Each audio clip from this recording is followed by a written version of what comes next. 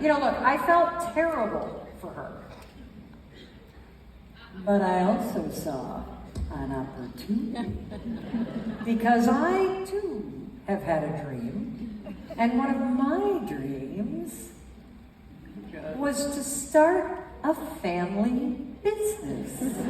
Because you know how fun it is to work with family. What do you mean that's your worst nightmare? Why? Why? Why is that not your dream, Sawyer, to work with me? No, thank you, Mom. I love you, Mom. I love you. And actually, let's give it up for Mel Robbins. She's amazing, and I feel so lucky to be her daughter. But I have to be honest, I grew up as Mel Robbins' daughter. I was never known as Sawyer Robbins, and so my mission in life was, how do I be known as Sawyer Robbins and separate myself from as far away from her as possible? And so whenever she would offer career advice or try to help or offer any sort of project, my immediate answer was no, but please keep in mind, I was so desperate for money. And I pitched it perfectly. I'm like, look, I need help, and you need money. And if you don't want to talk to me, you don't have to. It's just a research project, right? And so I said, you know, I'm working on this book, The Let Them Theory. And at this point, it's like January of 2020, I don't even know what year it is. And I've turned in the manuscript, and they're like, this thing's terrible. I'm like, something is missing. Something is missing from this thing. Because it's just like, let them. It was like melodrama, wrote it. Let them. It was so bad. What? What do you mean it was so bad? So I'm like, something's missing. So I'm like, Soy, here's what I want you to do. You worked for a huge cybersecurity firm in like marketing, analytics. I don't even know what you did for a job. Like most parents don't know what their kids do for a job. And so I'm like, here's what I want. I would love for you to go to the podcast episode and the YouTube channel and just look at all the comments, okay? And I want you to tell me, how are people using this thing? What are they saying? What do they like? What are the ways that they're using it? Most importantly, what's not working? What are the situations where this doesn't work? And I want you to come back because something is missing from this book and I can't put my finger on it, right? Can't put my finger on it. And so I thought, guys, this would take her 4 weeks of research. Within 36 hours, she gives me this. I'm like, what is this? What tabs? Review complete? Links? Like my brain, you guys, is like, this is the actual document. My brain is like, if you put mice in a cardboard box and tip it into a restaurant, it's just like a walking Excel spreadsheet. I'm like, how much Adderall did you take? Only my daily dose. Well, I need to take more Adderall if it's going to make my brain work like this, because I don't even know how the hell to read this thing. But you guys want to know the craziest part? When she was done with this, she was like, Mom, you can't write this book. You can't write this book. And I was like, excuse me? Why? In all of my research and looking at all of your comments, I saw that you guys were loving Let Them and loving the Let Them theory at the time because it made you feel super superior and better than, and taking the high road, which feels so good in the moment. But what it left you with is no friends, no plans, feeling super lonely, and just saying, let them, fuck them, fuck them, all day. And so I said to her, I was like, you can write this book, but only if the Let Them theory has a second step. And I think that second step should be let me. It is true. Because have you ever noticed that when you start saying let them, you're like, my siblings never call me back. Or when you say let them with your friends, you're like, why is it that I invite them to all my stuff, but I never get invited to their stuff, right? So she was right. I was like, exactly, you are right. There should be a second step. I love let's do it. And so then we started working together. It was unbelievable. Oh my gosh, guys. 11 manuscripts in 10 months. And I mean, write, delete the entire thing and rewrite. And we were living together. Oh my God, I do not recommend this. In the middle of nowhere. My dad literally would go on camping trips every weekend. Miraculously disappear. Meanwhile, we're stuck eating granola and chips, and our cycles are syncing up. And I don't even have my period. I'm like, I think I'm about to start menstruating after 4 years. Get away from me. Her hot flashes, my PMSing, it was ridiculous. Oh. And I feel like we have to do a day in the life for that. What? Yes. We have to relive this? Yes, we have to reenact this. Because this is so accurate. Do you guys want to see this? This is so accurate. Okay, so we would come down in the morning. We're like, Mom! Oh my God. You Let's do angel something. mother! Let's please have a good love day. you! Oh my God, we're gonna have such a good day. Coworkers, yay. Okay. No fighting. No fighting. I promise. No Okay. fighting. Okay, high five. We got Okay. this. Okay, let's go do a workout class. A little. Did you pick an easy one? Yes, beginner Okay. prenatal Pilates. So Sounds just right up my right up sleeve. your alley. Okay, I'm gonna be on my knees. Yep. I can't do this. So Okay. then we go down Oh my God. and we start doing Pilates class, and she is making the animal noise grunts, and it's not even that hard.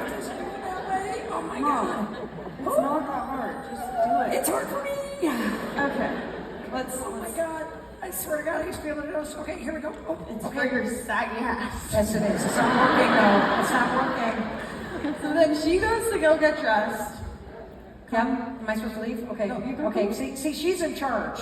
Yeah. Okay. And then we sit down, we have breakfast, I make breakfast, and then we sit down at our desk. This is my side, that's hers. Every single day.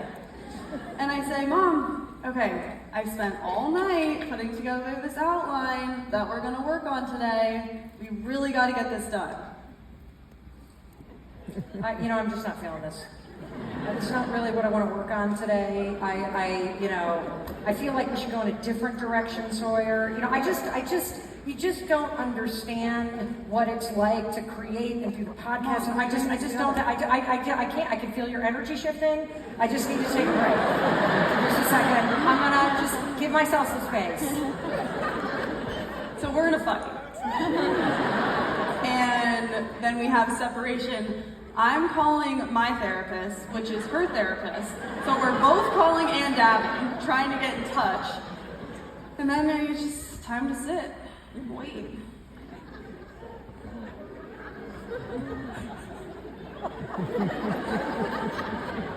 Just wait. It's like, who's gonna give in first? And then I'm like, okay, it's time for let me. Time to heal our relationship again. Okay, I promise I'm gonna hold it together for the second half of the day. It's so much better. Oh my God. I really need that. Oh my God. Yeah. Yes. Okay. And by this time it's like 6 p.m. because the day is gone. And we sit down and we're like, okay, let's finally get this done. I agree. We're finally starting to get Yeah, hold on. productive. Before we get and started, I I'm- just feel really distracted Mom, by these we papers just here. started, I'm like, sorry. I going don't know if you guys feel this way, but I'm not normally a big cleaner until I actually have to do something. And then suddenly, if I have to do something I don't want to do, I need to arrange the drawer in the kitchen, right? Or it's time to clean out the closet. Like suddenly, if I have to work, cleaning and organizing is something I love to do. I feel better now that I organized that for an hour. Okay, I'm ready. Here we go. Yeah. Okay, sit down. Okay. Okay, so then we work till about 10 or 11 with our refreshments. And we finally start getting productive, and I swear to God, after every single day like that, we would end the day and look at each other and say, this is so good! Oh my God! And you want to know why it was so good? Is because we fought over every single word in this book. I would come up with a story and she'd be like, that's the stupidest thing I've ever heard. No 20-year-old can relate to that. Absolutely not. We just went on and on and on. We literally used Let Them and Let Me 57, 83, 113 times a day with one another. That's how we know that this thing works, because let's be honest with you. The people you love the most drive you the craziest. I mean, that's why we all have families, to teach you how to love somebody you hate at times. Right? And you know, and the thing that I love the most about this theory, and the thing that I am also so humbled by, is the more that this spreads around the world, simply by sharing it with people that you care about, the more it actually brings you closer to the people that you care about. You know, like I feel closer to my kids, I feel closer to my parents, I feel closer to my friends, I feel closer to my husband, Chris, because you know what they say about second marriages, they're really good, especially when you're still married to the first one, right? But you can create a second marriage based on how you show up. And see, I think we make the mistake, I made the mistake, I should say, of feeling like your relationships improve if the other person changes, right? That my marriage is going to be better if he's more romantic. My friendships will be better if they make the effort. If my mom would just lay off the guilt, our relationship would be better. If my daughter would call more often, we'd be closer. See, that's a mistake that I made. That's not how it works. What the Let Them theory taught me is that your relationships get better, not because of them, but because of you and how you change. And, you know, you and I experienced this in real time as we were writing this book. And, you know, there's always this, like, distance between Sawyer and I. And I wonder if you have a person in your life where you're like, I love this person, I just wish we were closer. Why does it have to be so, like, tense? Or why does it always have to, like, be friction? Like, why can't it just be easy? And I couldn't understand, like, this is a person I want to be closer to. And so I'm like, how can I be closer to you? Like, can we just be friends? Right? Like, heading me. Okay, I'm sorry. Okay, what if I come in from this angle? Is this a better way to approach it? It's too close. Okay, so see, It brings you too close. I mean, how did you feel? No, in all seriousness, I think that. Sorry, I thought you were going to. Okay, am I so close? letter number space. I think that growing up, and maybe you feel like this in your family, but just that Kendall and my mom, my sister, were a lot more similar and therefore closer. And they're big performers, they're up on stage, they're outgoing. And I think that I was a lot more shy, like my dad, and reserved. And I always wanted to feel like connected and in their pair. And I think that it wasn't intentional. And my mom always was reaching out her hand to me. And she was always trying to connect to me in a beautiful way. Not like this, but... But I hate to admit this, but it's true. I am certain that growing up, I learned that every time she would reach out her arm and try to connect with me and be with me, that swatting it away and pushing her away actually brought her back to me more and more and gave me the attention that I really seeked and wanted. And so for years, I just pushed her away, and there was this very clear, invisible distance between us, but I didn't want that to be the case. Like, I always wanted to be closer to her. And I think finally, you need to step away. I'm trying to deliver my lines. But no, seriously, Mom, I think that, oh my God, Toronto! I could say veins are like coming down my jeans at this point.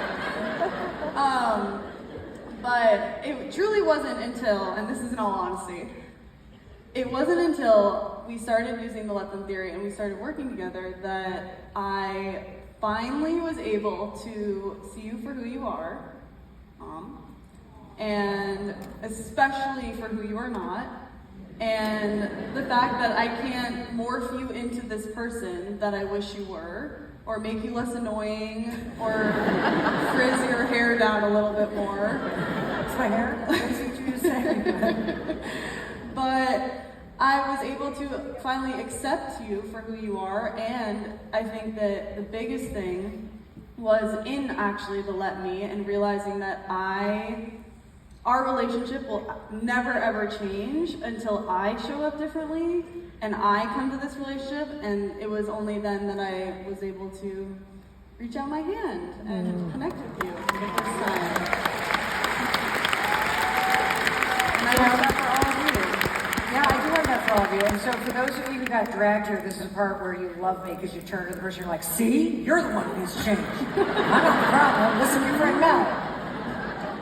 Now, the truth is that what's so cool about this, because it is true, it's like, let them. You get this superior comment, but the let them creates space where you give people the dignity of their own experience.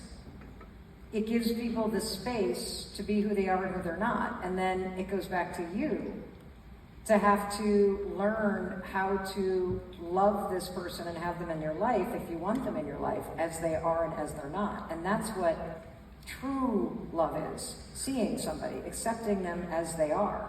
And that's what it taught us to do. And we figured it out by basically wanting to kill each other as we were writing this book. And so if there's someone in your life that you're like, that sounds like my sister, my mom, my dad, my brother, my coworker, my friend that I've grown distant from, write them down. Because they're not going to change, and that's not the secret anyway. Learning how to let them be who they are, that's the secret. Learning how to love them as they are. And it's so much more relaxing because you know kind of who you're dealing with instead of bringing all this judgment to the relationship. And after the show, text them and say, I was just at this thing with that crazy lady, Mel Robbins, and I was thinking about you, and I miss you, and I would like to be closer again, and could you tell me what I could do differently? How could I show up differently so that you feel more supported? And you're going to be surprised by what you get back. And so, so I had a question.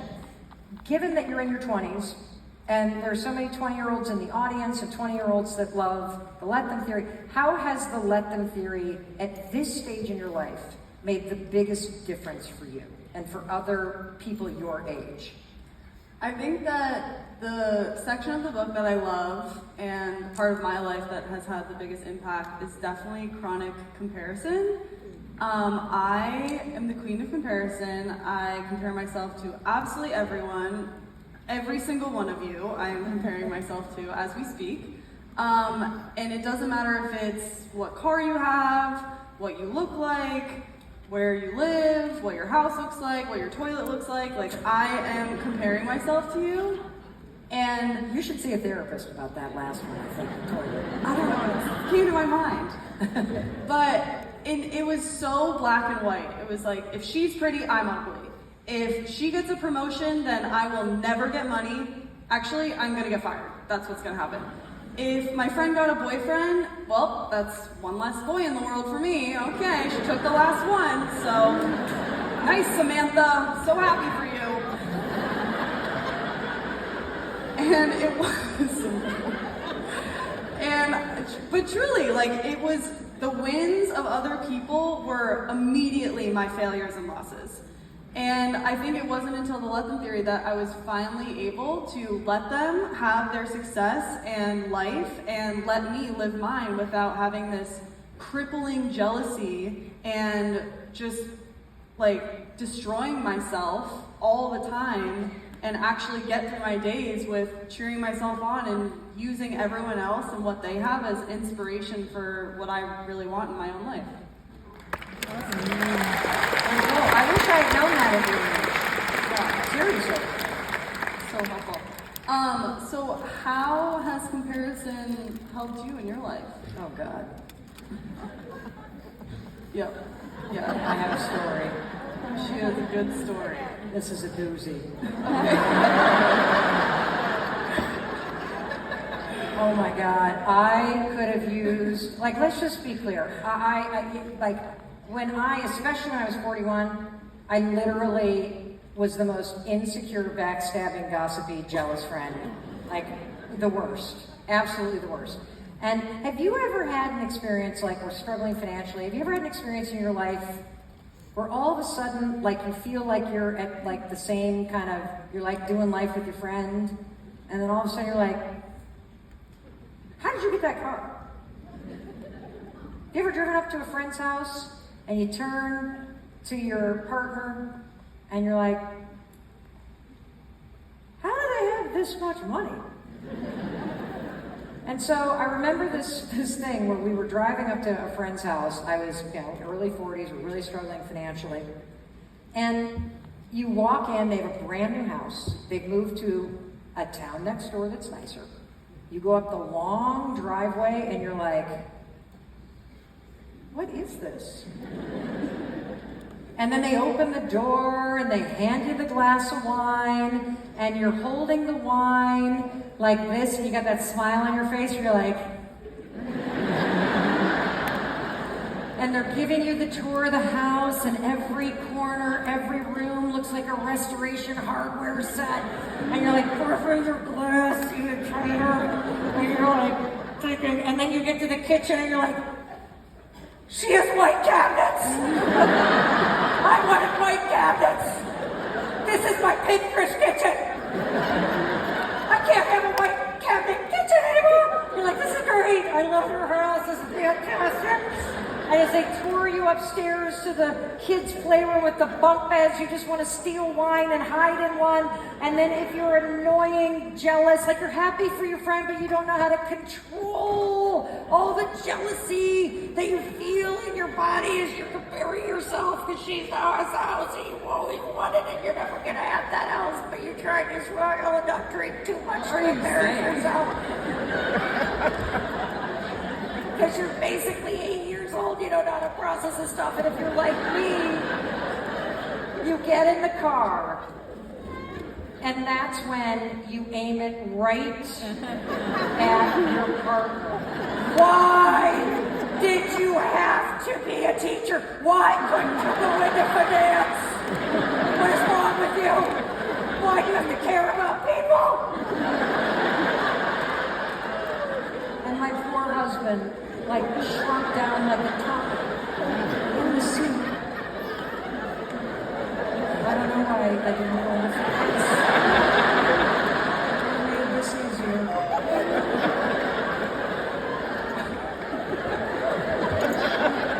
My poor dad. That's right.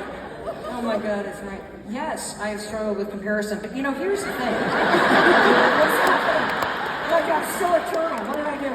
I don't know. God, I struggled with comparison. I wish I had like the theory. But here's the thing. Here's the thing about that story. It's not about the damn white cabinets in the kitchen. It's not about the house. See, it goes back to the fact that your dreams and the things that you want in life, they're personal. You are drawn to things that are meant for you. If I walked into somebody's house and they had like bright, shiny purple cabinets, I would be jealous of the kitchen. No offense to purple cabinets in a kitchen. It's just not something I want. And so the things that you're jealous of, that you compare yourself to, that you torture yourself over, I hate to break it to you, but it's going to keep happening because there's something deeper. And what I had to dig deep and realize is, wait a minute, this is uncomfortable because I have literally made my husband responsible for buying me what I wanted. His restaurant was failing. Like, why is it his responsibility? I was getting in touch with my ambition. And what I started to realize is no one's coming to do this for me. Why am I screaming at this guy when I am fully capable of figuring out how to make money and buying the things that I want? And that was this huge revelation, to stop blaming other people for how my life was turning out and to literally go, okay, this is what I got. Where do I want to go next? And who's responsible for creating it? I am. I am. And we're so lucky because we live in a moment in time where you could just go to ChatGTP or whatever the hell it's called and type in, I'd like to figure out how to raise enough money to do cabinets or make enough money in 2 years, like doing 30 minutes a day. What do I do? I'll be like, and then you're like, well, I don't feel like doing that. That would only work for Mel Robbins. So it's too late. Too late. That was the message. And you don't need anybody either. You don't. You are capable of figuring out what you want. You are capable of paying for it. You're capable of tapping into that ambition and pushing yourself toward it. That's the coolest thing about this. And since comparison is something that we all struggle with, and it's not going away, I have decided that I am flying in. I've flown in a world-class expert on this topic. You may have heard her on the Mel Robbins podcast because she has appeared several times, and these episodes have been wildly popular because she talks about imposter syndrome, she talks about comparison, she talks about insecurity, and I wanted her here because she is in the daily battle with it as she pursues her career as a singer-songwriter. And so if what you wrote down and what your heart is calling you to do, you spend all day watching other people make money online.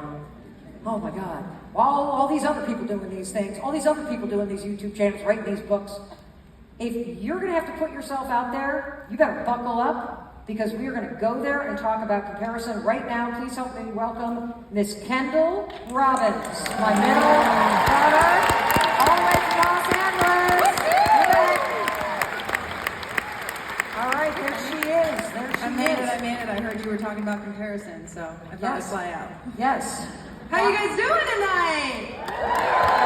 All right, Ken.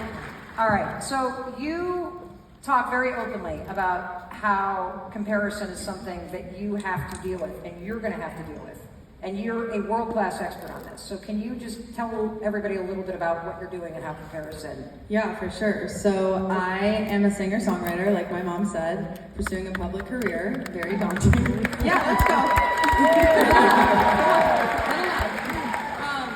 I live in Los Angeles, which is amazing and also very scary at times. I mean, everywhere I look, there are opportunities to compare myself, whether it's a billboard, an Instagram profile, the coolest girl I've ever seen at a coffee shop, even though I grew up going to Dunkin' where you literally wear a trash bag to get a coffee. That's a new thing. There are countless opportunities that you will have in life to size yourself up against other people, and I think in the career path that I've chosen, and maybe you relate to this too, there's even more. And I have struggled for my whole life, but especially when I took ownership of what I wanted, which is to make this career happen, that I faced so much comparison. And up until very recently, I used it to shrink, and I used it to hide, and I used it to not share myself and not share my career, and it sucked. And I want to point something out. The second that you actually say what you want, whether it's I want to go backpacking, I want to start a podcast, I want to be happier, I'm going to pursue singer-songwriter. Whatever you write down, the world's cool. Because what's going to happen when you walk out of here tonight, you're going to see everybody who's in real estate. You're going to see a bazillion people that are making money online. You're like, oh my God, I'm too late. Oh my God, everybody's doing this? Because when you become clear about what you want, your brain's like, all right, let's look for it. And so you're going to have to deal with this because you're going to see it everywhere. And how has the fact that you see evidence that other people are ahead, or that they should not call it the City of Angels, call it the City of Comparison in Los Angeles, right? For sure. I think that being online is a huge, huge, huge part of any business and any career path that exists in this day and age, especially in the entertainment industry. And I think that being online has been crippling for me, and I, again, like I said, used it to hide. I didn't share anything. My Instagram, I still, every time I post, get that feeling like I want to crawl into a hole, and it doesn't go away. And I think that currently that is sort of the daily challenge that I'm working through. I can relate to that. And I want to show you guys something. I want to show you something. Because when you look at Instagram, like I look at Instagram, I'm like 9.5 million people. Oh my God. This was my Instagram account in 2012. My dog. You guys, no comments. None. This is what the grid looked like, you guys. Same account that you follow. Same account. When I started posting, you know, and why wasn't I, and I was just dying to start speaking and getting paid. I was $800,000 in debt. I needed the money. But I would go to post just like you're talking about. I'm like, cringe. Oh my God, my friends are going to think, what the hell is this? And when you look at the first couple posts that I put out, literally 2012, it took us almost, like, do you know how, you have to scroll back manually to find all this stuff. Look at the first work post, Kendall. This is so cringy. I'm trying to look good in this first one that we're about to bring up here. Like, oh, seriously. No comments! No comments. 8 like, likes. Literally, 8 likes. 8 likes. This is how I started. Even Obama's sad for me. No comments. Like, what is she doing? I thought my hair looked good that day. It was terrible that day. This one, Lulu Larkin was her friend. She's 12. That's what I'm working with, everybody. That's what I'm working with. Literally 22 likes. Even I'm surprised I'm on TV. I'm giving my first speech, they're not even looking at me. This is the photo I put up. It always feels cringy when you try something new. That's why you gotta say let them, because you can't control whether somebody's gonna follow you. You're like, oh, look at her, she just thinks she's so much. Let them, because your social media is not for them. It's for you. And it's not just entertainment business, it's everything. It's your self-expression. Whatever you want to build in the world, using that to achieve your goals is a really cool thing. So, you know, Ken, it took me freaking years to figure that out. I mean, I had bills to pay, and I was holding myself back. Do you know how sad that is? To do that to yourself? Don't do that to yourself. So I'm proud of you that you recognize this, and you're like, I gotta have the breakthrough. So what are the things that you're using? How is the let them theory help? What else are you doing to break through this? Because it is a daily thing. Well, the first thing I'm doing is recognizing and owning the fact that just like I'm gonna have opinions about other people, they're sure as hell gonna have them about me for the rest of time. And so I need to make good with that. And I think Let Them has really allowed me to just understand that comparison is not going anywhere. And you just have to learn how to live with it, and it's okay. And as long as you got you, it's all gonna work itself out. And I think the biggest way that it's helped me is just by saying yes to more things, by saying yes, by saying yes, by saying yes, even though it feels so wrong in your body. But holy shit, saying yes. Like, I actually transparently was not gonna come on this tour. I have a whole shtick about doing anything related to her because I wanna do it my way. I wonder who she gets that from, right? And I want to build my own career in my own way, and I have this very, very deep thing about doing anything related to my mom, and that is like very, very, very honest of me to say. And I wasn't going to come on this tour because I was so worried about what all of my peers were going to think in Los Angeles, but I said, let them, and I'm fucking here, and I'm here to sing your song!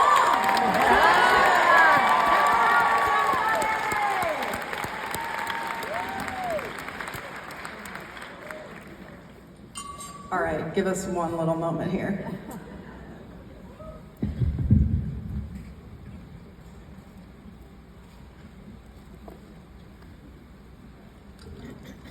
Hey, can we give it up for these guys?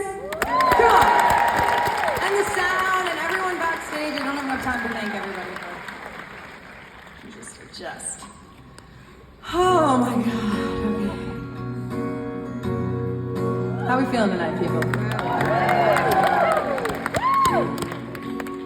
All right, well, this tour has really got me thinking about just where I'm at and how I got here, you know? I'm sure you guys are thinking about that too, and everything, you know? Every step you've taken.